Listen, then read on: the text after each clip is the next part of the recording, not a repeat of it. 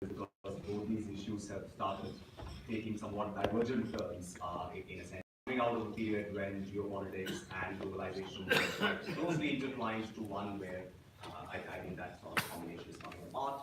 Uh, I think it's worth pointing out that this year marks two anniversaries which in some ways frame the conversation that we will have. The first is the 10th anniversary of the global financial crisis, which in many ways is the recent sort of break in contemporary history, which has framed much of the discussion on both geopolitics and geoeconomics. The 2008 financial crisis is sort of fundamentally the moment when a lot of politics in Western democracies, including the United States of America, really underwent the transformation whose results we see today. I think if you think back to the time when the rise of the Tea Party happened, it was primarily as a response to what was seen as an extraordinary act of state-led bailout by the Republican Party, which in many ways scrambled American politics, and the consequences are things that we are living through in the phenomenon of Trump. It's also led to an attempt by the United States to reconfigure globalization, primarily because of the sort of phenomenal sort of rise of China, which was showcased by the 2008 moment. The Chinese response to the global financial crisis was I think, historically, the largest ever Keynesian stimulus undertaken by any state, and it put China on the map, both in terms of geoeconomics and geopolitics, in a way that, again, was quite unprecedented. And the consequences of it for Asia, for the world, are again things that we won't talk about today. But as I said, there was another anniversary which we've just marked as well, which is the 100th anniversary of the end of the First World War, which reminds us that for the last 100 years or so, we've been living in a world which kind of resembles the world in which we're now in. It was a world where you had high levels of sort of geopolitical rivalry and tension, but also a form of globalization and interconnection between the leading sort of great powers of the day. And with the onset of the global financial crisis and the decade that followed, I think it's fair to say that we are once again looking at a situation, particularly for a country like India, which is historically unprecedented, where you have to manage your relations between great powers in the blue, but also a form of globalization which doesn't make it very easy for us to position ourselves economically. So how these sort of constraints of geopolitics and geoeconomics impinge on India is going to be the burden of the discussion today. Let me begin by inviting Zorawar to take us off with a short presentation, and then we'll get it. Yeah, I think it's.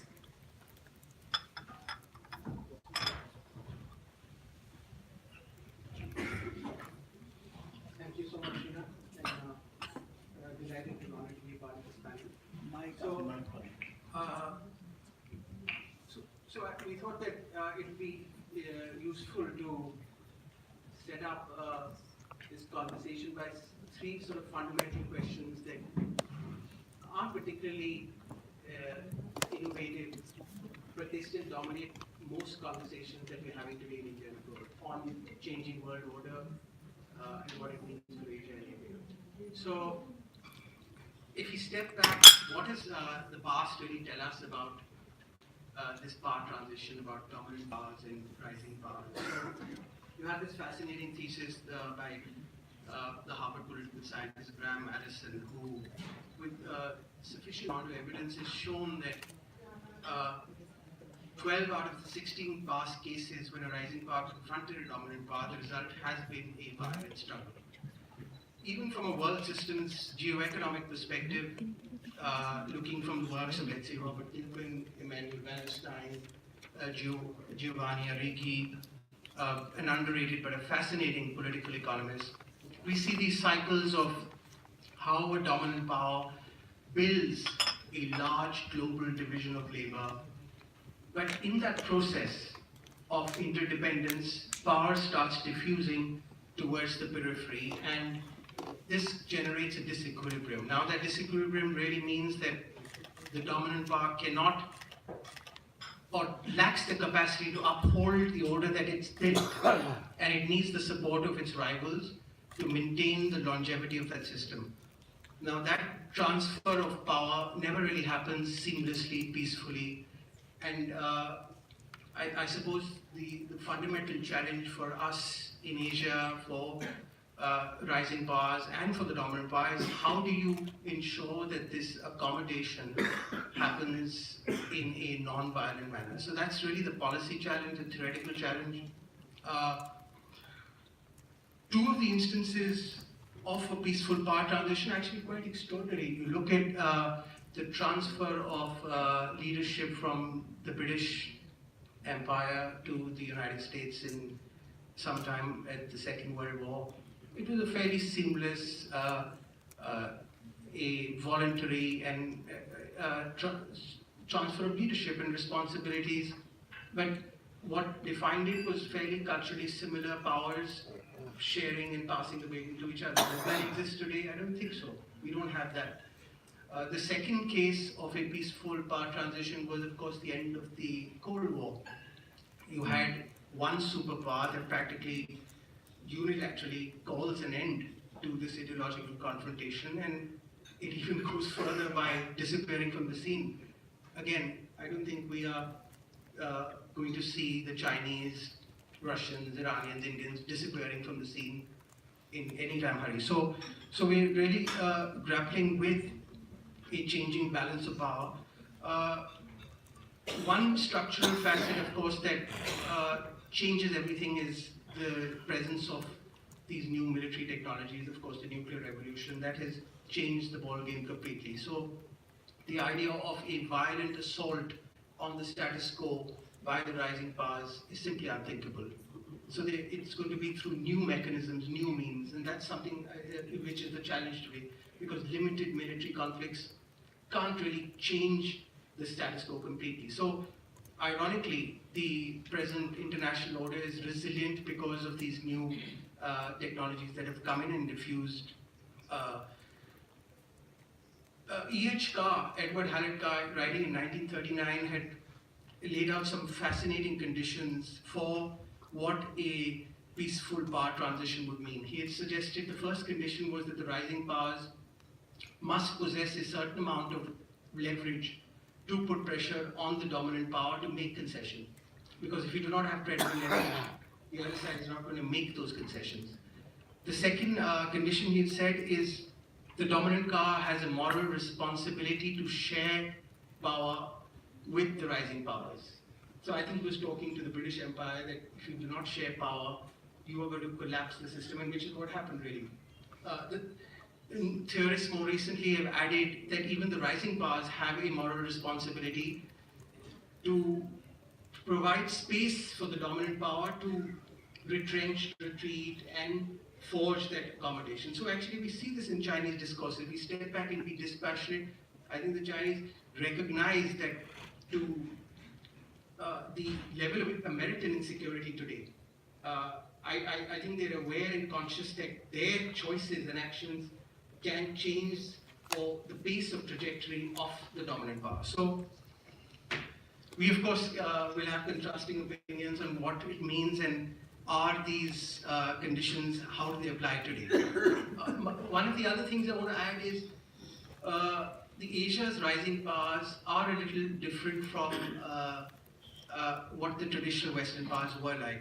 You look at the civilizational, cultural attributes of China, India, Iran, others, they certainly have been affected by their colonial encounters, semi-colonial encounters. They do not have a conception of world order that is proselytizing and that seeks to transform the realm outside their sovereign. So they are constrained by their past experience, which is still profound. We can have a conversation on how and to what extent that those encounters still continue to exist, but I believe they still play some sort of a constraining role on the level of internationalism that the Chinese, the Indians, and others can present to the rest of the world. The other facet in this power transition is what distinct values and ideas do rising powers truly bring to world order. So I'm looking at what the Chinese, Indians, others are writing on world order, and I see no real great revisionism in their basic message. They're quite content with many facets of the international order. They certainly have, you don't see any revolutionary spirit or any kind of radical Maoist ideology, what you had in a period of the 1960s or maybe post-revolutionary Iran. So we see a rational, pragmatic outlook, which is a good thing. If there is any exceptionalism or this manifest destiny, it's quite selfish. Today you look at Chinese discourses on their rejuvenation, they're really talking of rejuvenating themselves and reclaiming their own position. I still don't see any great blueprint at this stage yet. So, the crisis will be far more prolonged than we are expecting. The other facet that probably also shapes rising powers and constrains them is their domestic burdens. You're looking at continental-sized states that have too many domestic responsibilities to take on more outside their borders. So again, this is a question that is different from the past. Unlike the European rising powers, consolidated their domestic politics, homogeneous, strong state capacity, which goes abroad. We don't see that fully, at least not at this stage.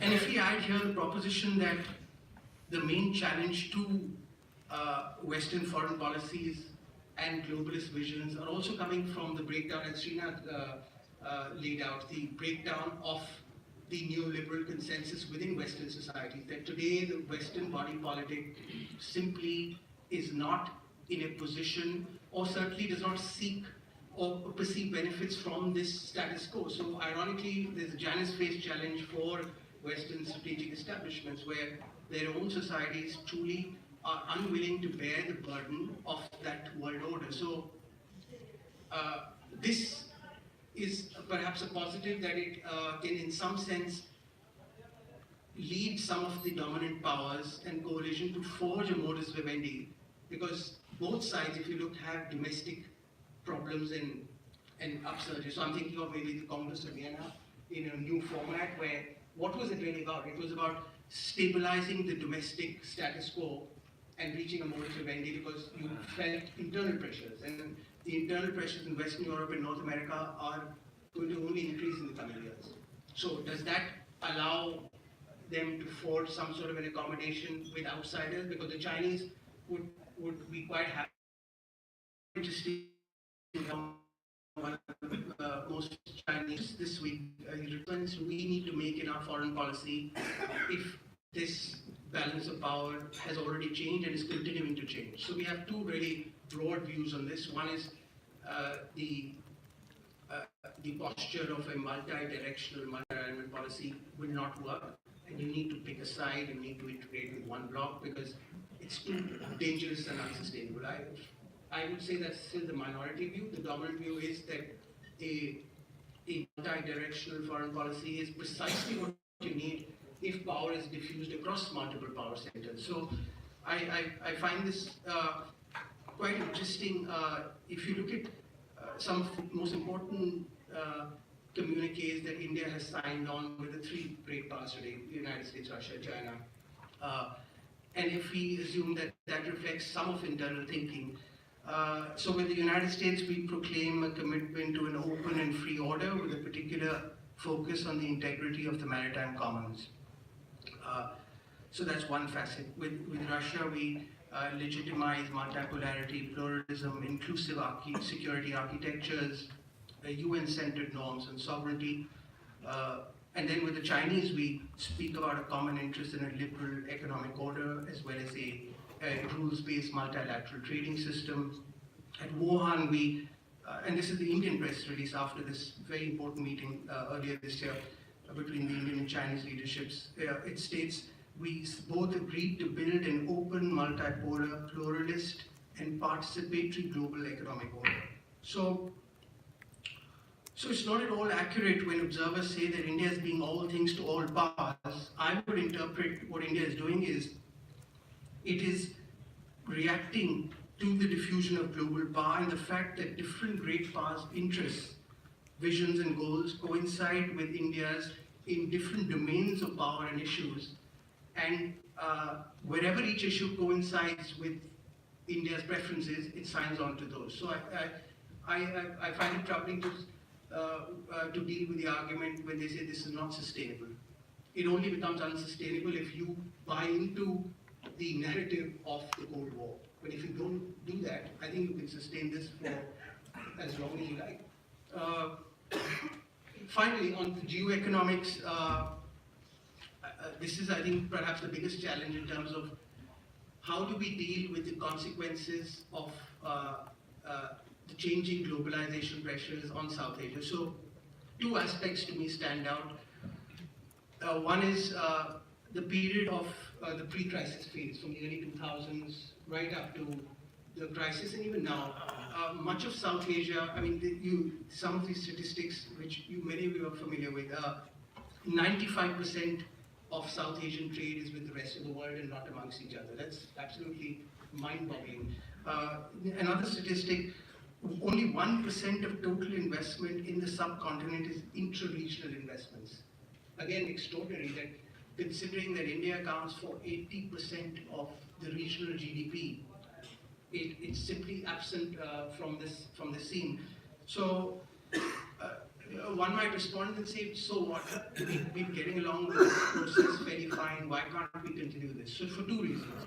One, the pressures from the Western markets, economies, that precisely enable free mobility of capital, labor, technologies is changing, and the players are changing. That China is no longer only contained within the East Asian political economy and recycling production to Western markets, but it's actually developing physical and geoeconomic ties with all its neighbors. So we are dealing with a different setting where, should you choose to retain your aspirations to leadership to a regional order, then it can't be done without you stepping out and playing a role in the regional political economy rather than just India's modernization and development. But this again opens up a whole series of questions of what type of political economy do you want to build? Do you want to link up with, let's say, East Asian supply chains? Where does South Asia fit in with the larger Eurasian connectivity projects that are going on? So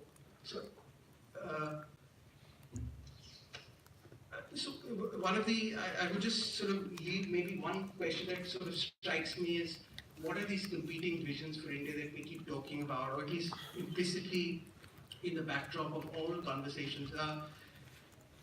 We sort of inherited a Curzonian kind of a concept of regional spheres of influence. During the post-Cold War period, we kind of adapted that to an open economic order that's coming in. Do we now, can we straddle both these visions and can we accommodate them both? Because I'm sympathetic to the traditional geopolitical view that India's centrality in South Asia is too powerful and obvious for it to not be a leader in this space. But without the capacity, without any internal mobilization of your resources, your private sector into this space, can it just be a security driven? And even if we like to, we still need outside actors for capital, for infrastructure, for so many others to play a role. So can you aspire to a role as a geopolitical leader, but also a facilitator for the developmental transformation of South Asia, where you mediate some of these external transactions that are happening in South Asia? It's quite an ambitious geostrategy if you were to actually play it out, because what you're saying is, you're telling your neighbors that we're not going to restrict your geoeconomic linkages with the Chinese, with the Japanese, with the Americans, with the Russians, but we would like it to happen under a certain set of norms that are conducive to the broader sort of security, non-traditional others, so that, because instability affects us the most. So how does that happen? That's something which again, so maybe stop there. Thanks a lot. I think you raised most of the most important questions out there, which is about how Asia is the location where the power political, military, and economic terms. So,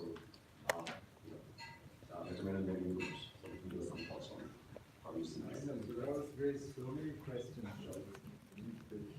think you're right. Unlike the South Asia was a sideshow. It really didn't matter to the main contention between the Soviets. Today, Asia, one way or the other, is the center of political gravity, of economic gravity, and what happens here matters. And the result, therefore, is if we face the situation, and we seem to, of increasing US-China contention, and that seems to be a long-term prospect now, because it's structural on both sides, and both sides are making demands that the other side just cannot accept. If we're in that situation, then South Asia becomes central to the primary contradiction or contention in world politics today. And in the economics, because for the first time you have two contenders who are also economically codependent on each other. Where I think I might differ from Zorawar is, I don't think there's a prospect of a concert of Europe. Frankly, the Congress of Vienna, and they all agreed on that, because there was the threat of the French Revolution and of their own people against the regimes. I don't think that's the situation today. Today what we have is a very different kind of situation. And the problem is we come to it from very different ideas in our own heads. If you look at the Chinese narrative of their own history, it's now a narrative of victimhood. This is new, by the way. Mao Zedong never said, oh, we're all victims of Western imperialism. He said, look how gloriously we stood up and fought and stood on our own feet. It's only after Tiananmen in '92, when they started patriotic education, that this whole idea of, oh, century of humiliation, we need revenge. But once you start that kind of narrative, you're heading down a slightly different track from a concert of your song. You might make temporary adjustments because it's in your economic interest. I think what's happened now is that Pence's speech, for instance, was read as a declaration of war. It might not be, you're right, in terms of content, but it was read as a declaration of war. What would you do if you were China, faced with that? When you're dependent for technology, for markets, for the global order, which you've been the biggest beneficiary of, on this country which has just declared war on you, imposed tariffs, done things. I presume that you would say, 10 years from now, I never want to be in a position where this can be done to me again. That doesn't mean that you separate yourself, that you cut off economic ties, that you declare war. But it does mean that the main contention in the world today is going to be economic. You can't afford a war, you all have nuclear weapons, and unlike the US-Soviet, where the economic advantage was with the US, today, if you look at it, the world is economically multipolar. The Chinese actually are the main source of growth in the world economy today. India provides about 15% last year, the Chinese did about 25%. The world economy depends, but the world is still unipolar politically and militarily. And politically, of course, we're thoroughly confused, all of us. So, but that's where the contention is going to be, and that's where we as South Asia need to actually position ourselves, and as India. South Asia, as long as we were a sideshow, it was possible for all of us to go our own way. Everybody was non-aligned one way or the other, except Pakistan, who needed to bring the rest of the world in to balance us, this huge preponderance of India in South Asia. And they kept trying to do it, whether it was Seattle Center, every which way, at every stage. And that's still Pakistan, but forget Pakistan. The rest of South Asia really came into its own in the globalization decades. If you look at it, that's where we did best economically. And also got out of some of our own internal political messes, Sri Lankan Civil War, Nepal Civil War, all these things, and started building democracies working. Today, you look at Bangladesh, which Kissinger used to call a basket case. By 2020, per capita incomes in Bangladesh will cross Pakistan's. And if you look at their record in the last 10 years, it's remarkable what they've done. South Asia has done well out of globalization. We might not be trading with each other. You know, everyone uses this figure, only 6% of our trade, etc. But you look at India's trade. Less than 16% of our trade is from Suez to Malacca, is Indian Ocean rim. Our interests now are global. A lot of South Asia's interests are also global, but through India. Every one of our neighbors, your formal trade is about 1/3 of the actual trade. And the linkages and the affinities we have across our borders are not in the things that appear in official statistics. We measure, what do we measure? As Robert Kennedy said, we measure all the wrong things. We measure our weapons, when you measure GDP, you're not measuring education, quality of life, what people think, you're not measuring. Today we have cross-border ethnicities with every neighbor. We've opened up our neighborhood in the last 10 years or so. We've actually tried to open the economies. And the answer to the rest of the world, to the contention we see, to the chaos we see around us, frankly, is for us to do much more in the periphery. We need to try and integrate this periphery and integrate it in various ways. We need to double down on what we've been doing in South Asia in the past and really put the neighborhood first in what we do. Our problem as India is, these are all new states, building nationalisms, and the obvious way to do that is vis-a-vis India, which is this huge looming presence in their lives. And to bring in other people. To bring in China, it used to be the US, it used to be others, the US is not interested anymore. You must expect it. They will be in South Asia. If we seek exclusivity, we're being stupid. I mean, then frankly, we're like, can you? There's no way that we can do that. The only way you can we can actually succeed in integrating the subcontinent is by concentrating on our affinities, which are cultural, which are linguistic, which are ethnic, which are economic. We are still a major economic player in most of our neighbors to an extent that frankly we haven't been displaced in terms of the daily lives of the people. And this is true right across South Asia. Again, the exception is Pakistan, which frankly is a strategic distraction. So for me, that's the answer. That's where we need to go.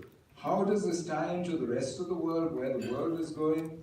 You know, the world is not going to solve our problems in South Asia because, frankly, the world economy is slowing down. It's fragmenting into RCEP, TPP, into little regional blocks. Protectionism is up right across the world. WTO is now being gutted and redrawn. There's no way that we can expect the world economy to actually be open, go back. There's no going back. And if we need to do anything, we need to do things in our neighborhood, but because we are both a continental and a maritime power, and all our prosperity, by the way, in history, has come to the maritime parts of the subcontinent. I mean, if you look at history, the most prosperous, advanced bits, whereas we tell ourselves a version of history which tells us only about the backward little empires in the Indo-Gangetic Valley. But there's more to India and the subcontinent than that. Anyway, that's another story. But what we need to do as both continental and maritime is we cannot therefore choose. We cannot say we work on a free and open Indo-Pacific alone. We need that, certainly, and we'll work with whoever's willing to do that. But we also need a continental order that enables us to live in peace and takes care of our security concerns, whether it's terrorism, whatever it is. We need to worry about the continental order as well and work with the Russians, with the Chinese, with anybody who's willing. So frankly, what we should do is make issue-based coalitions for willing, depending on our interests. What are our big interests? Define them, what helps us to transform India, and then build those coalitions. It needs a lot of work. It's going to be nimble, and it won't be coherent. You won't be able to say, yes, I always work with so-and-so, and so-and-so is my best friend forever. No. But you'll have to do it in this messy world that we face. I better stop here. Yeah, sure. So we'll come back to the issue of South Asia, but I just wanted to sort of ask you to sort of reflect a little bit more on how you see this geo-economic sort of attempt at uncoupling the US-China sort of economic relationship. I don't see decoupling happening, no. Well, in fact, there will be many deals between them. You know, China will try and buy her way out of the problem. Between the two, China is the politically and militarily weaker one. Economically, she can stand up to the US. Today, at least, that's my judgment. So you have a situation where whenever there's, you know, binary competition like this, you think of the Soviets. They were quite happy if the rest of the world didn't join the US. They were happy with peaceful coexistence. If you're not with them, it's all right by us. The US, as a stronger one, always said, if you're not with us, you're against us. It's the same situation today. For the Chinese, they just want your neutrality. They're the weaker one in this binary. For the US, stand with us is very important. So you have a similar kind of situation today. I honestly think that, as the Robert said, this increases the space for other powers. Presumably, they will both therefore need you much more. It opens up much more space for other powers. But it also makes, it could make issues, well, if there's China-US, serious China-US contention, Nepal becomes important. Tibet could become important again. I mean, you don't know. There's all kinds of consequences that could follow from that. Today, it's too early to say how far it'll go. But there will be deals, and they will be mainly economic deals, because both have an interest in it. But they won't change the fundamental dynamic. It'll be like Trump's deal with Kim Jong-un in Singapore. In a sense, the closest historical parallel, it seems to me, actually seems to be the sort of economic problems between the United States and Japan in the 1980s. But the Chinese have said very clearly to the Americans, we're not going to do a Plaza deal. Look what it did to Japan. And they know that, and it's exactly the same situation. You're absolutely right. The US is demanding structural changes in the Chinese economy, in the way they run it, in their technology policies, industrial policies, and so on.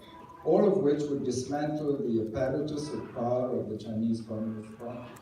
So there's no way that China can accept the rest of what is in Mike Pence's speech.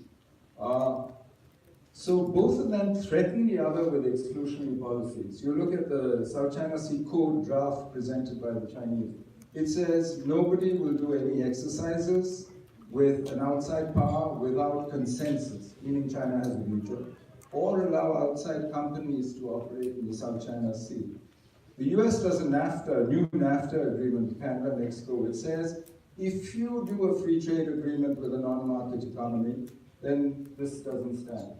So in other words, read China for non-market. Now, both are threatening each other with this, but they can't be coupled.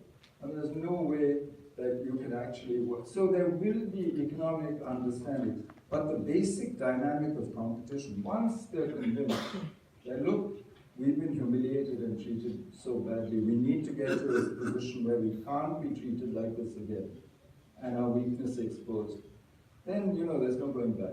This is a whole new phase. Yeah, that's true. And the other sort of difference in this particular conjuncture seems to be that the Chinese have some kind of a version of their own wealth policy, right, to go back to. But this is where, I don't think the assumption in all the IR literature and by all the scholars is that all powers have to behave like the British and the US did. Why? And they don't come from the same mental, makeup at all. My summary, very simple. You read Hanfei's. For the Chinese, the world is a universe, right? There's heaven, son of heaven, everybody else in relation. This is a universe. How sinicized, how much Chinese you speak, how civilized you are. It's one world. It's also relatively lawless, because if you succeed, you have the mandate of heaven. If somebody topples you, you've lost the mandate of heaven. Whereas you read Kautilya, this is a world with states, neighbors, city-states, confederations, kingdoms. I mean, this is a plural, open world. My neighbor's neighbor is my friend. I mean, this is the world you see around you today. But it's run, and the king has a dharma. He's under, there is a law, a higher law under which he operates, which applies to the state, against which he's measured. That's neither of these, that's multiverse. Neither of these is a Westphalian world. So, and I don't see, and fundamentally, I don't see why we should accept that everybody's going to be, I think we've been westernized in our thinking, yes, so have the Chinese, but only up to a point. Because ultimately, it's our geopolitics, our geography, our history, our situation that's going to influence the way we think. So I think we're between orders, but we're also between ideas of world order. Maybe if I can sort of bring you in at this point, that over the last decade you've been working on sort of new regional imaginaries, particularly in the subcontinent, but always with China as an as an important sort of player. So how does this sort of current set of changes which have happened, especially over the last couple of years, that we've been seeing in terms of the United States' changing policy towards China, the way the Chinese are reacting, new China sort of attempts at integrating India's periphery under its own aegis in different ways. I mean, how do you think this has sort of challenged our received assumptions about how we think of our neighborhood and how we deal with the situation today? Okay. So, couple of quick thoughts on just to add to what Ambassador Menon said and what you and Ziraga mentioned. I think looking ahead and using transitions really as a sort of lens to look into this region. I think fundamentally what we are seeing in Asian geopolitics is really the problem really of Asian geopolitics is geopolitics itself. It's essentially an excess of geopolitics, as Sanjay Chaturvedi very rightly mentions. To the extent that geopolitics has tended to crowd out a whole set of, there's this entire agenda, this entire set of issues and actors which completely remain invisible to the research, mainstream research and policy imagination at any rate. So if that I think is the fundamental problem, and transitions as a peg helps us to at least move or be self-conscious of the need to rebalance that asymmetry or that extremely skewed over-dependence on geopolitics. It is an important lens, but it can't be the sole lens. So that's the one thought. The second is with apropos your point about China and the neighborhood and how it, what sort of response it would kind of entail on what sort of pressures it would entail on Indian foreign policy to recalibrate. I think fundamentally it really means that there is this tremendous amount of complexity across issue areas that we see. And this is not just exclusive to only India, it's the entire ecosystem. And this complexity is creating, it's a very messy, very untidy sort of, and which is why we are talking about transitions. And I think going ahead, it will require a different kind of capacity and a different kind of politics. And since we are talking about India, on India's part, for instance, to understand intersections across issue areas. So, just to give you a quick illustrative example, since you mentioned China, what possible intersections could there be between, let's say, the Belt and Road Initiative, demography, and Africa? It seems fairly random, but it is precisely intersections like these that would be the manner in which Indian IR at any rate, both research and policy, will be able to cope and understand and then mount an intellectual capacity to respond. And very quickly, just what I meant by these three random sort of ideas. The Belt and Road Initiative, as Ambassador Menon also mentioned, there is this over anxiety about whatever China is doing, and there is this hyperventilating about the geopolitical dimension. There is also a tremendous sort of subtle, understated glee that these could be leading to a debt trap, all of which are right in their own dimensions. But when we tend to obsess over the formal or any particular privileging any particular lens, we lose track of other constituents and drivers and demographic driver. And since all of you mentioned economic transitions, the economic transformations sweeping Chinese economy. The fact that. So let me give you a quick statistic. You look at Tanzania. With a median age of 18, and you look at 158 million senior population over the age of 65 in China. Tanzania sitting in the middle, sitting pretty in the middle of a demographic dividend, and China at the bottom, at the tail end of a demographic transition. So that tells you in a single, it's a frame, why is China going to locations such as Ethiopia, Burundi, Kenya, Tanzania? The short answer is these are all, if I may kind of extrapolate, young and poor, similar to what China was in the 1980s. So as China's domestic, the growth model changes, there's the sense of urgency to kind of, recalibrate its growth model, not just domestically, but also to the rest of the world, and which is why it is one of the drivers of the BRI in locations like Africa is that. So coming back to Indian IR or India's own understanding of it, unless we look, and this is like scholar Lauren Johnston's work brings some of these interlinkages or the interconnections between random ideas or flows like the BRI, demography, and Africa. So unless we are able to look and make and understand these intersections, we are going to absolutely be miss out on a whole the entire dynamism that is powering Chinese IMF.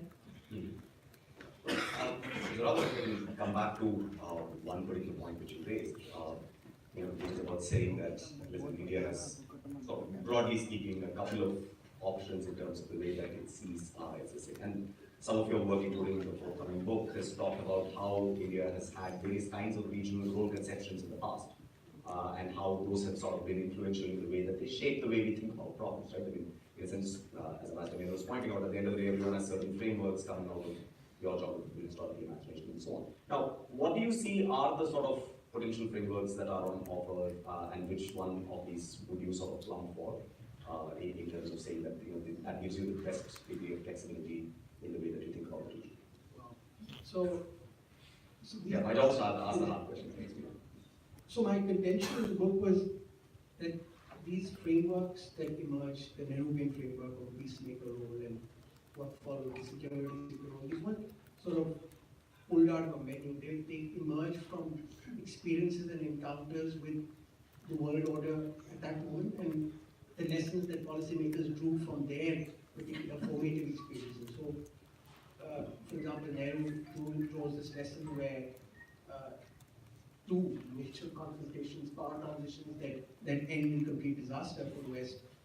And he's saying we can't do this again now after 45.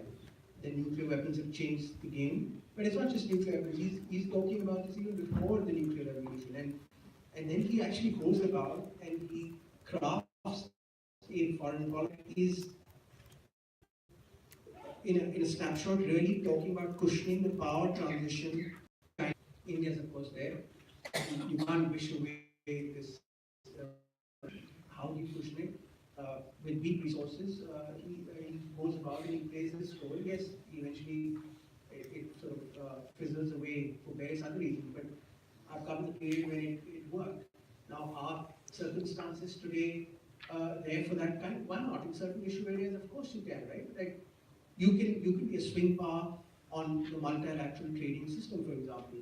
You actually have more in common today with the smaller emerging economies and China, rather than dealing bilateral negotiations with giants. The United States will eat you up on a bilateral table. So why not?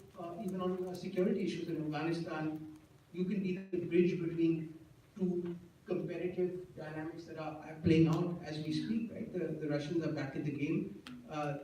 They bring the heavyweight power, and you have the Iranians, you have Pakistan also, which is beginning to hedge its bets from both sides. So you can be the swing player in lots of different, even in South Asia, you can be the swing between two regional visions that are coming in. You have the Chinese BRI, you have something that the United States is bringing in, maybe it's at an abstract level, but the Japanese are bringing in.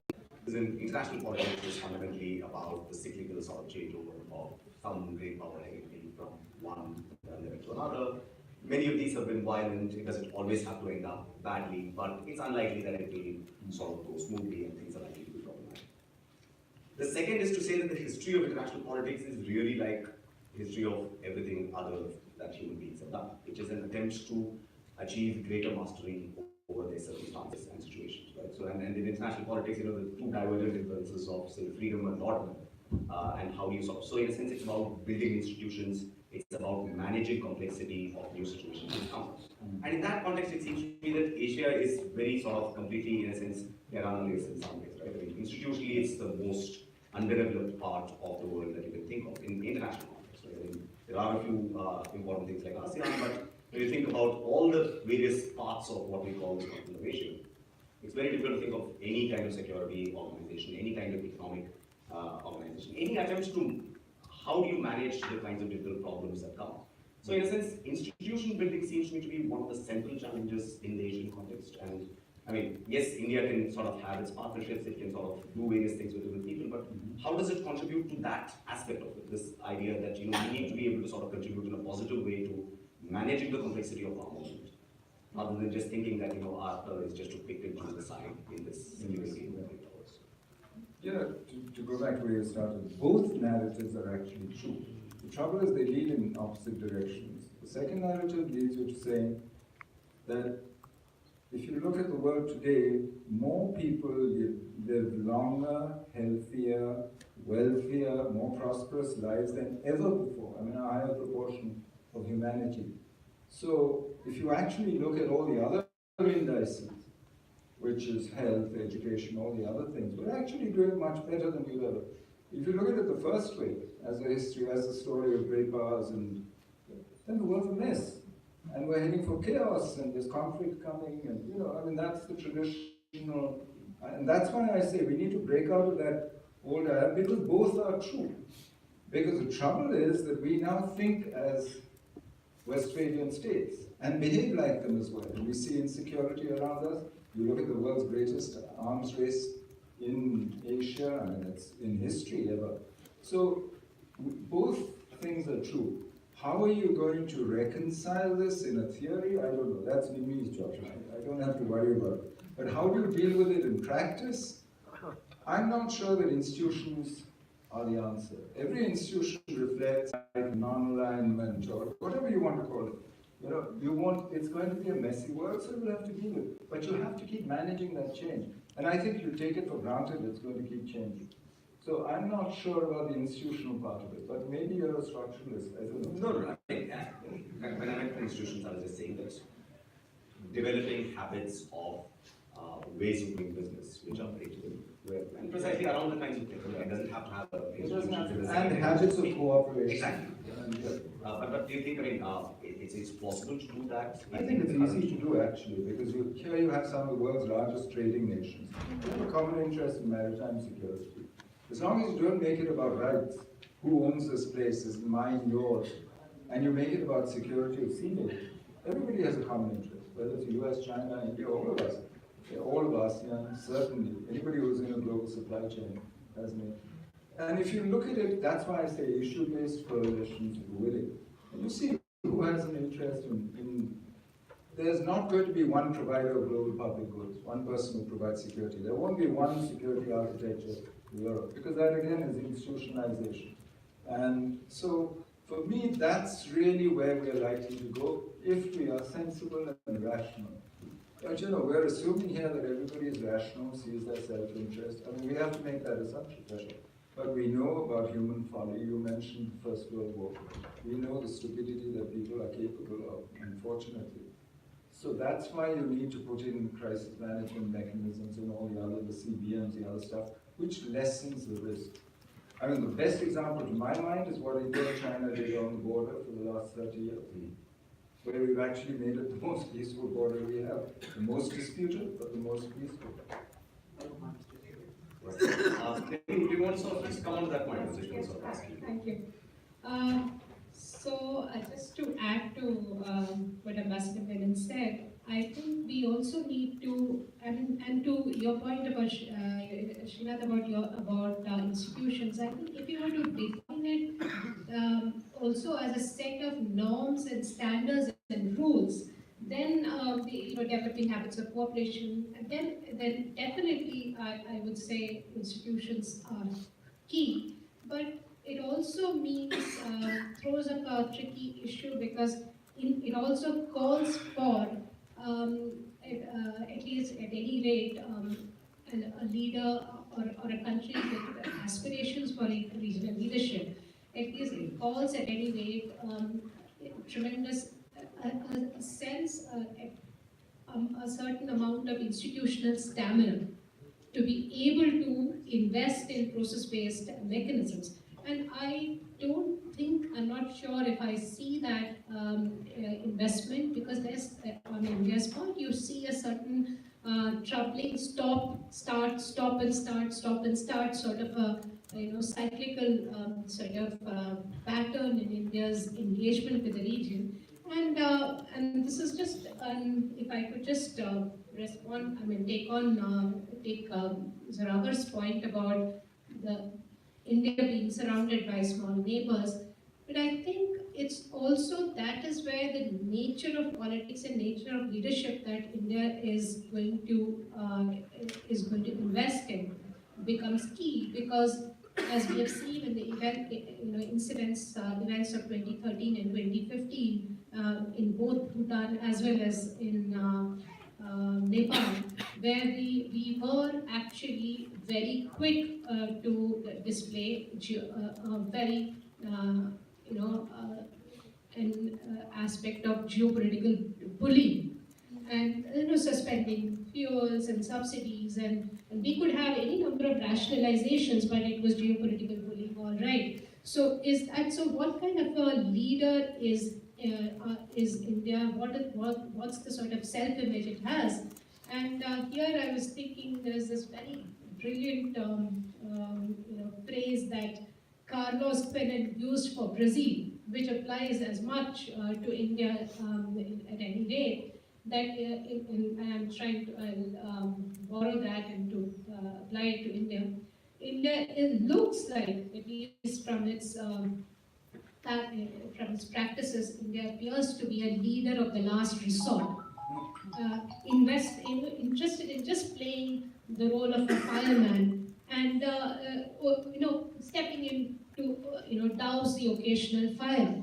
So if that is the sort of minimalistic role that India sees for itself, then I really don't.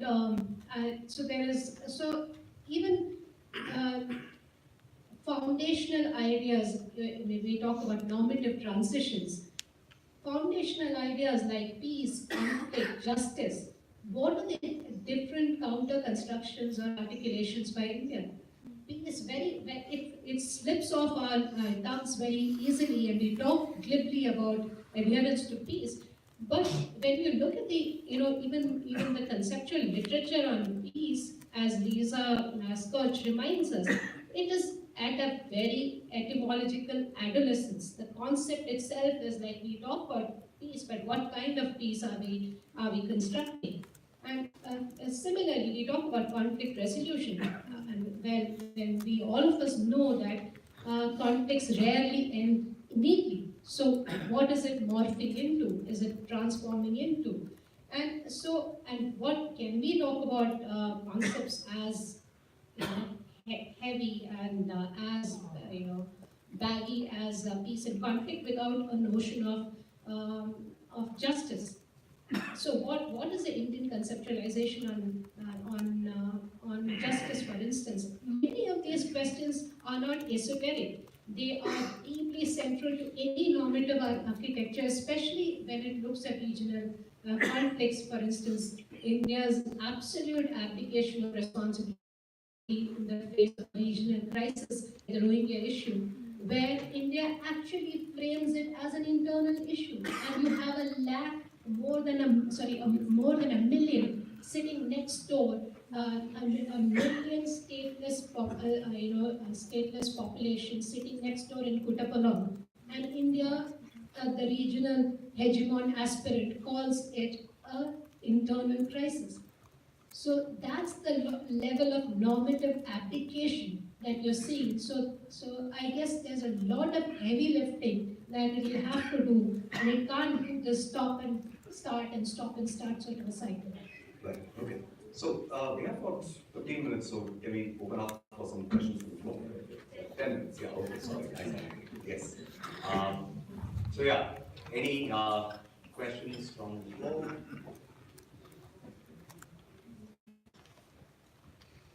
Yeah, sure, sir. Can we get a mic, please?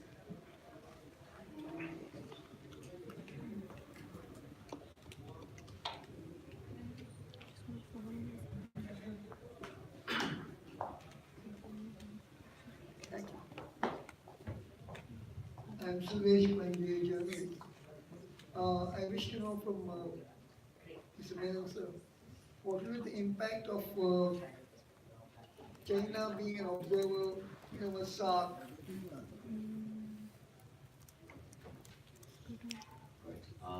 Yeah, we have, I think we can just collect a couple of questions so that the lady here.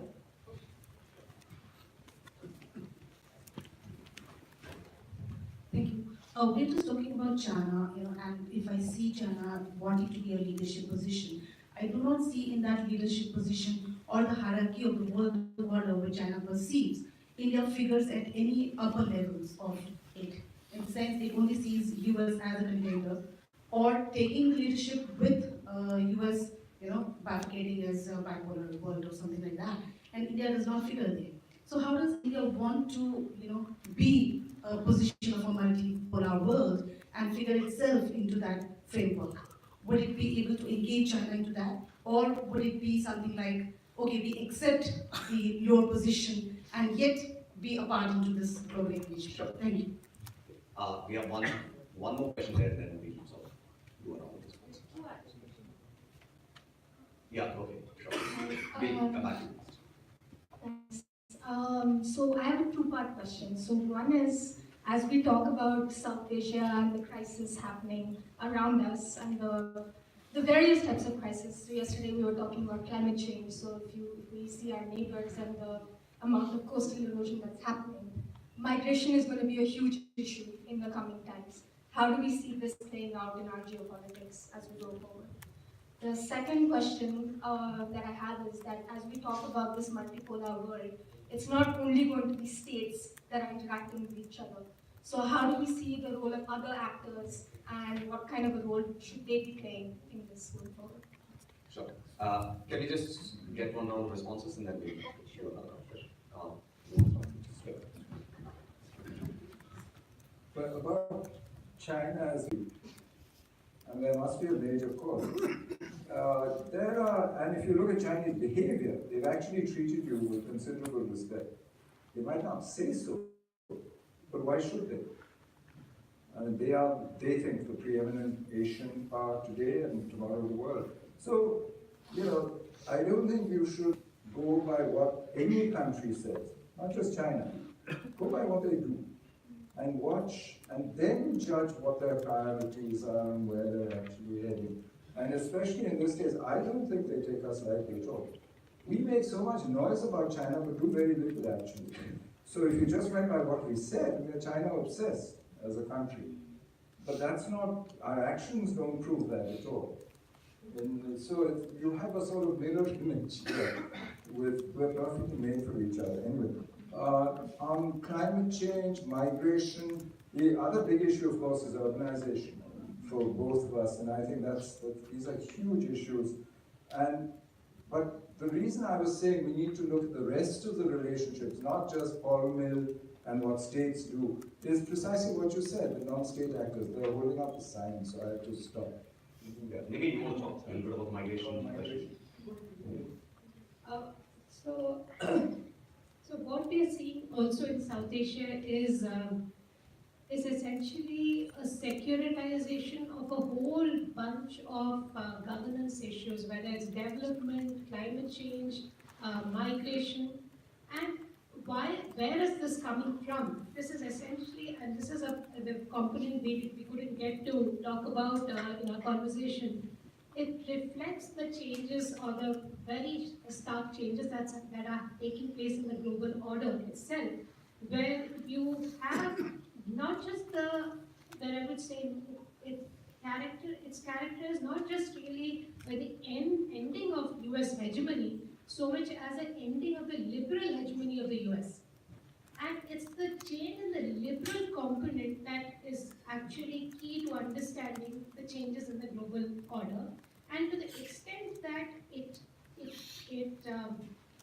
constricts or impinges upon the regional order, the entire ecosystem is affected. So all of this, this entire thing about institutional stamina, all of that then takes a backseat because there is very little interest in investing in regional public goods, whether it's at the global level or at the regional level. Okay, we had a couple of questions there. So we'll take 2 questions.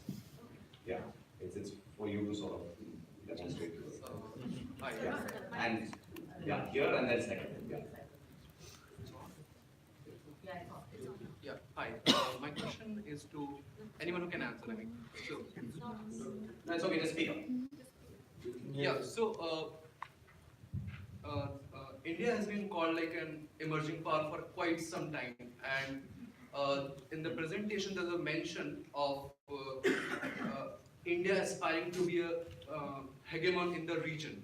So what kind of power India actually is? Because some of the writings we have seen India being called a middle power as well as an emerging power. So how do one describes India's power in the international system? Yeah. And last question from Saikash. Yeah. Thank you, Srina. My question is for Ambassador Menon.